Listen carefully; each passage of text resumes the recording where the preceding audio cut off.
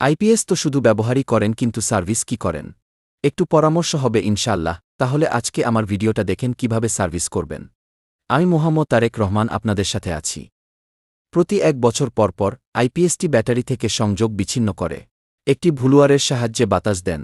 কারণ আইপিএসটি চলতে চলতে অনেক ময়লা জমে যায় ভিতরে। তাই আইপিএসটিকে পরিষ্কার করা খুবই জরুরি। তো আপনার আইপিএসটা তখনই ভালো চলবে যখন আপনি আইপিএস যত্ন করবেন। যত্ন বলতে শুধু উপরে মোছা নয়, ভিতরও পরিষ্কার করতে হবে। যদি সেটি না পারেন, ১ বছর পরপর আমাদের শরণাপন্ন হন।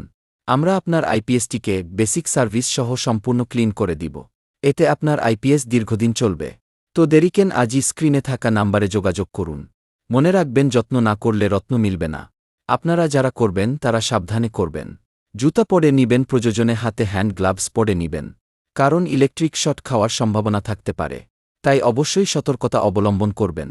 আসসালামু আলাইকুম, সবাই ভালো থাকবেন। দেখা হবে পরবর্তী নিত্যনতুন ভিডিওতে। কথা হবে। চ্যানেলটি লাইক এবং সাবস্ক্রাইব দিয়ে সাথেই থাকবেন।